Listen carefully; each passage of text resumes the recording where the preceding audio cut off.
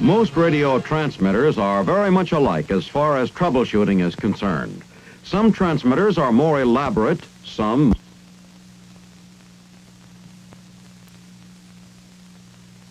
The test equipment you will need is listed in the technical manual. Usual equipment for troubleshooting a transmitter may include an audio oscillator, an electronic multimeter, a frequency meter, a portable multimeter, an oscilloscope, a signal generator, and a tube tester. To save time in finding the trouble in a defective transmitter, use a logical, systematic method. Whenever possible, learn the history of the equipment and anything you can about the cause of the trouble. Normally, the equipment will have an operator's report or trouble tag accompanying it. This may give you a valuable clue to the trouble. Here, for example, the report says the transmitter does not modulate.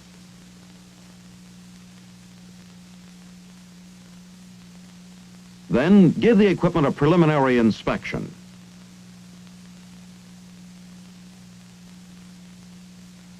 Use your senses of sight, smell, touch, and even hearing to discover possible defective parts. You might start with the RF deck on top. This is the sort of thing you look for: a loose or broken connection, a defective resistor, discolored or blistered by overheating, a loose or broken tube, a missing tube shield, or a loose knob. In this particular transmitter, if the RF deck appears to be all right, go on to the modulator deck and look for the same type of defects. You might find, for example, a damaged switch or control. If the modulator deck appears to be all right, go on to the power supply deck. You might find a broken or loose connection.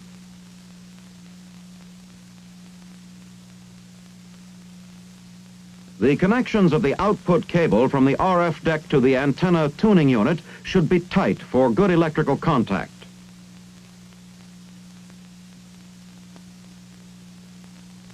Always check the filament and B+ circuits for possible shorts before you turn on the power to the transmitter. The technical manual for the transmitter will tell you how to make these tests.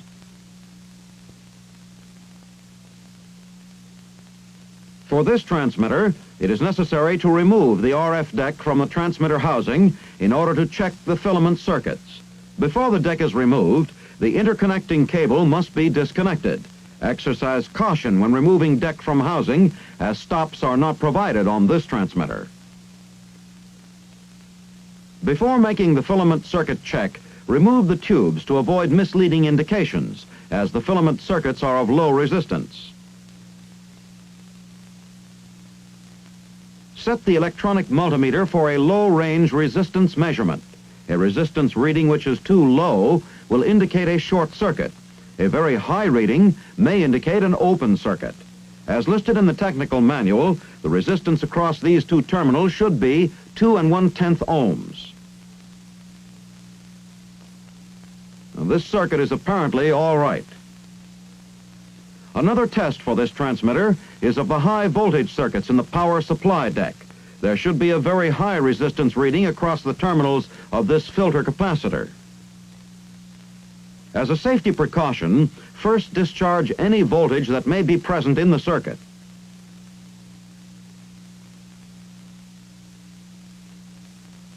Then, check its resistance with a multimeter. Set the multimeter for a high resistance range. Then connect the leads across the terminal.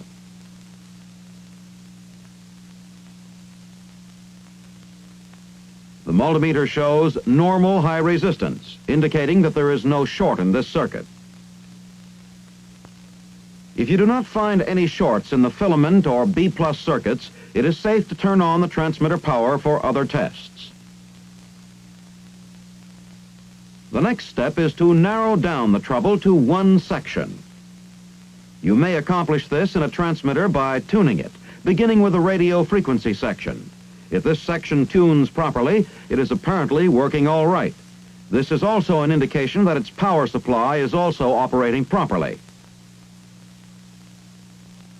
A transmitter must always be operated with an output load. This dummy antenna acts as a load in place of the regular antenna.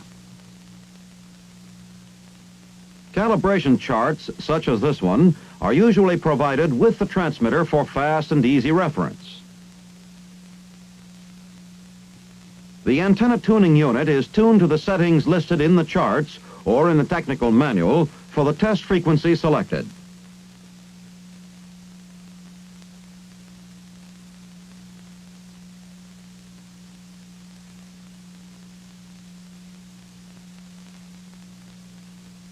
Then you are ready to start the transmitter.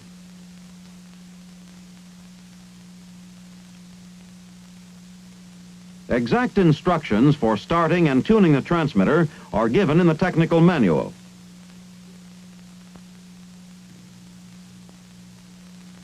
Perform each step in the sequence given to assure that none are omitted.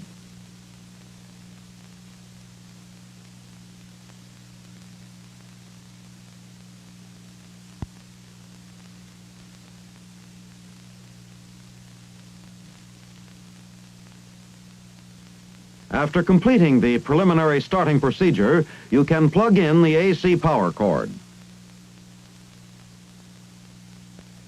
Set the band selector switch and tuning control for the selected frequency, 4 megacycles.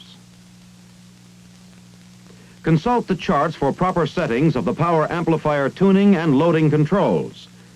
Start at 4 megacycles and move up to the center of the shaded area. Then move directly across to obtain the proper dial setting for the power amplifier tuning. Now, adjust the power amplifier tuning control for this reading.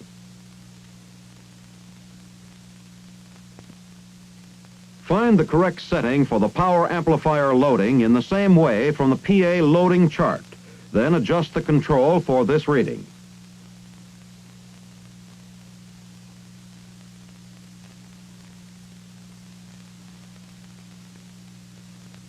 Set the power amplifier band switch to the correct range for the frequency selected.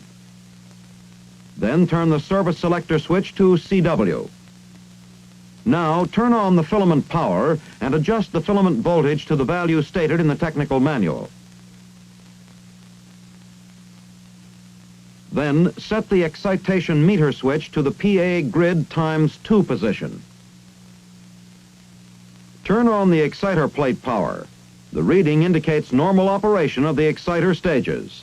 When a reading differs from the normal, it is an indication of trouble in the circuit or circuits. Now you can turn on the plate power. The PA plate meter indicates the high voltage is reaching the power amplifier. Now, use the PA tuning control to tune for resonance. When the meter indicates minimum reading, the circuit is in resonance. Next, adjust the PA loading control. The dummy antenna begins to indicate an output. The technical manual states that the PA current reading should be 150 milliamperes. In loading, you may have detuned the plate circuit. Again, adjust the PA tuning control to resonance. And the loading control for 150 milliamperes. Then throw the tune operate switch to the position which applies full power. The dummy antenna should show increased output. The PA plate meter now reads 350 milliamperes. Turn the meter switch to the intermediate amplifier position. A normal reading indicates that this stage is functioning. Check the filament voltage and readjust it if necessary.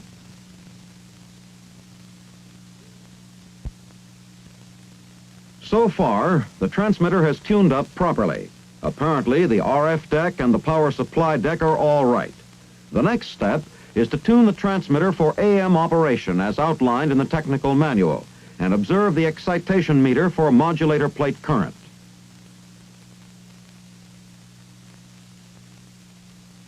Then connect a carbon microphone, which is known to be operating properly, and whistle a sustained note as you turn up the carbon mic gain control. you should get an increase to 250 milliamperes from the original value of 50 milliamperes on the excitation meter. But the meter does not indicate this increase, nor does the dummy antenna brighten as it should to indicate an increased RF current. This is the first indication of trouble.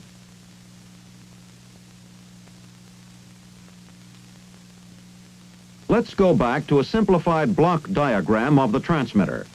The RF deck and the power supply are apparently operating properly because it was possible to tune the RF section according to the technical manual. You can, therefore, eliminate the RF deck and the power supply as a probable source of trouble. Since the modulator stage was drawing plate current but did not vary when modulation was attempted, you can assume for the moment that the modulator is working properly. The microphone we are using is known to be in good condition. You can, therefore, assume that the trouble is probably in the speech amplifier section. Once you have narrowed down the source of trouble to a defective section, you then localize it to a defective stage. After removing the AC power from the transmitter and disconnecting the cables to the deck, you can remove the modulator deck for further tests. You will then need to use extension cables to reconnect the modulator deck.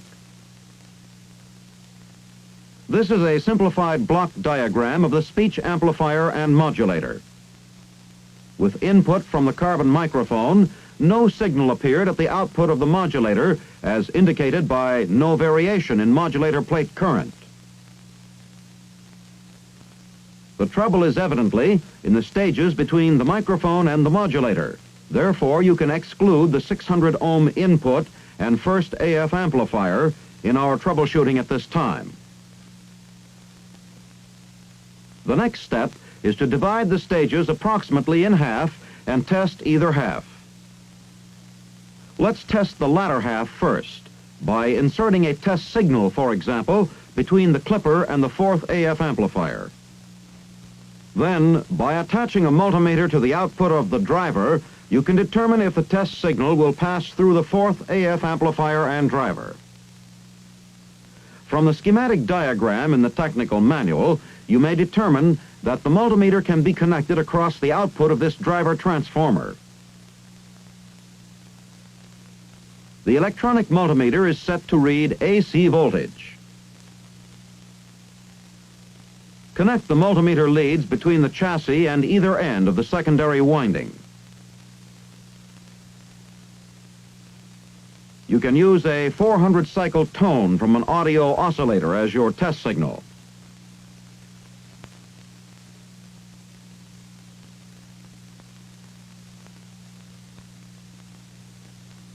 The signal is to be inserted at pin 7, the grid of the fourth AF amplifier stage.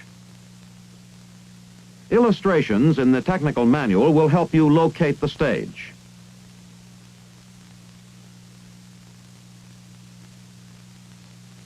Ground one lead from the audio oscillator to the chassis.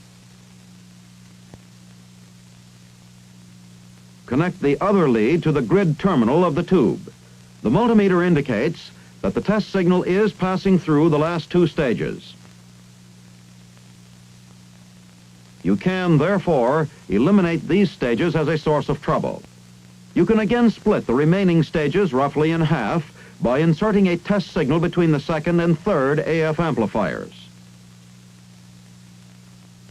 The test signal will be applied to the grid of the third AF amplifier.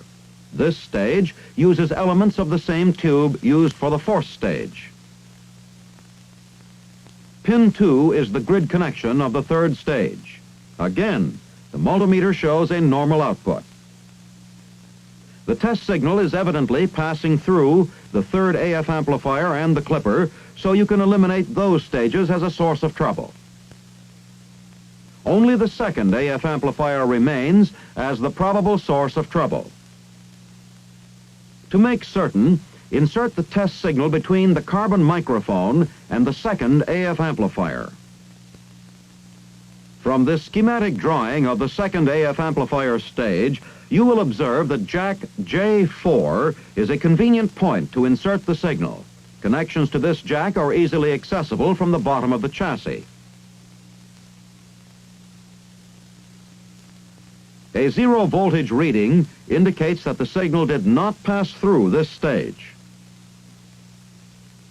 Since the inserted signal did not pass through the second AF amplifier, we know the trouble is in this stage. The next step is to isolate it to a defective part. One of the most frequent troubles in radio equipment is a defective tube. It's a good idea to check the tube first. The power should be turned off before removing tubes.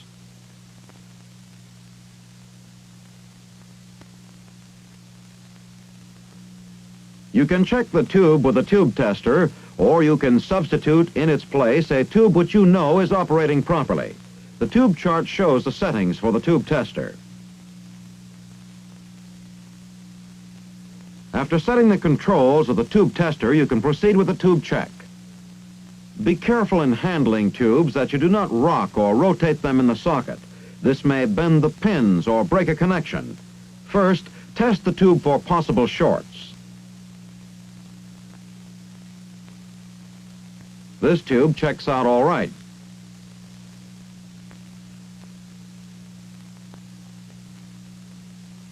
The trouble is evidently in some other part of the stage, so the tube may be replaced in its socket. After turning on the transmitter power, you can use voltage and resistance measurements to isolate the defective part. Schematic drawings in the manual show that pin 6 is the plate pin. This voltage and resistance chart shows the plate voltage should be 70 volts. Set the multimeter for the 250 volt DC range. This is high enough to avoid damage to the multimeter if there is an excessively high voltage present. Ground one lead to the chassis. Then make contact between the second multimeter lead and the plate terminal of the tube socket. The multimeter shows 0 voltage, indicating that no plate supply is reaching the tube. That is, there is no voltage on the plate side of the load resistor R29.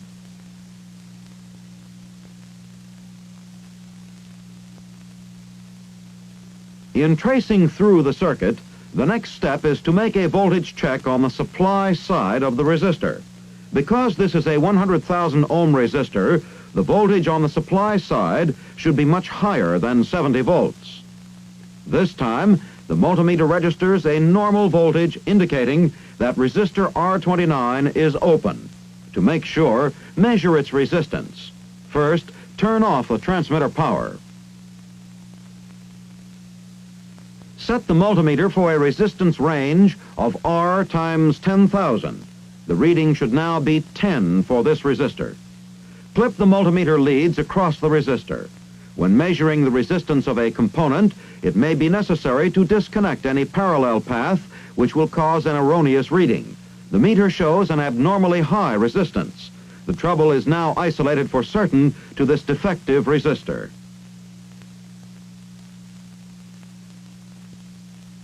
Once the trouble has been isolated to the defective part, you can make the repair.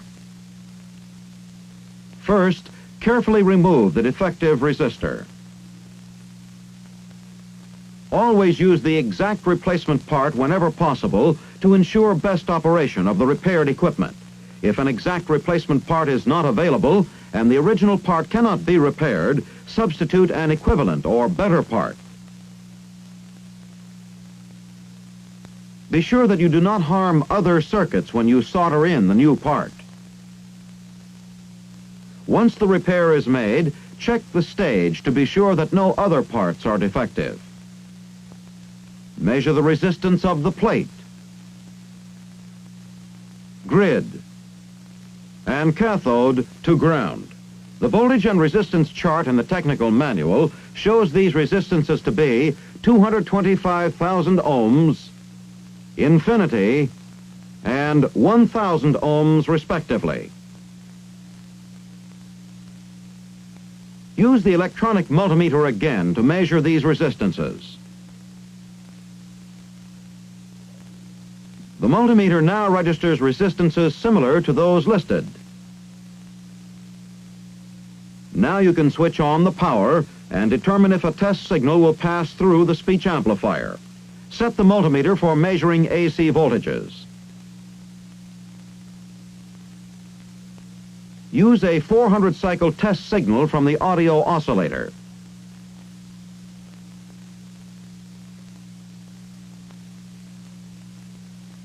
Connect the multimeter leads to the output of the speech amplifier.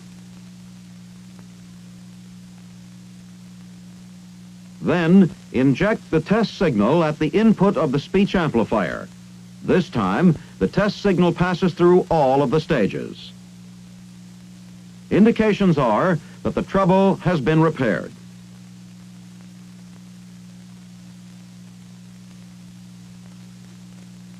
Before making further tests, the modulator deck can be replaced.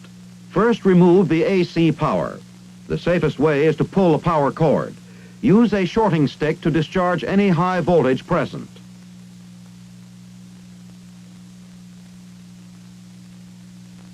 Then disconnect jumper cables.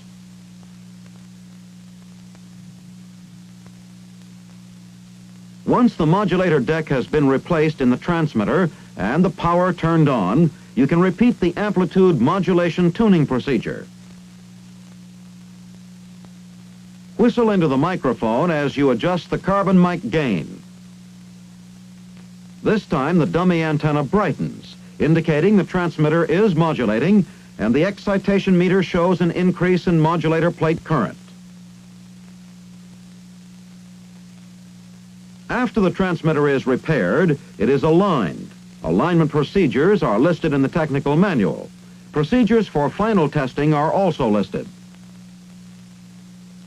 To save time in troubleshooting a radio transmitter, take advantage of the built-in meters. Using this method of troubleshooting, you can find the trouble in the shortest possible time. First, find out as much as you can about the history of the equipment and the type of trouble reported.